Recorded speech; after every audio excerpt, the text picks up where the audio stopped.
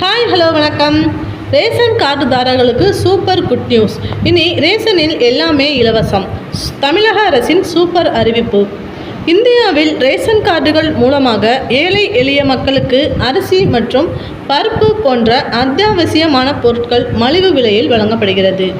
இந்நிலையில் மத்திய அரசு திட்டத்தின் கீழ் இனி ஒவ்வொரு ரேஷன் கார்டுதாரர்களுக்கும் இலவச ரேஷன் வழங்கப்படும் என பிரதமர் மோடி அறிவித்துள்ளார். அதன் பிறகு மாநில அரசுகளில் மட்டும் அரிசி மட்டுமின்றி பாமாயில், கோதுமை, பருப்பு, சர்க்கரை போன்ற பொருட்களும் இலவசமாகவே வழங்கப்படுகிறது.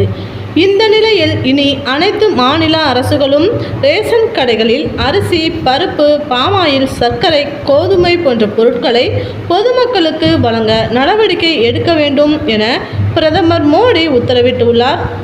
இதற்கு முன்னதாக சில ரேஷன் கார்டுதாரர்களுக்கு அரிசி மற்றும் பருப்பு மட்டுமே கிடைத்த நிலையில் தற்போது புதிய உத்தரவின்படி பருப்பு வகைகள், எண்ணெய் மற்றும் சர்க்கரை போன்ற வகைகளும் இனி இலவசமாக கிடைக்கும். மேலும் ரேஷன் கார்டு இல்லாதவர்களும் புதிய ரேஷன் கார்டுக்கு விண்ணப்பித்து பயன்பெறுமாறு அறிவுறுத்தப்பட்டு உள்ளது.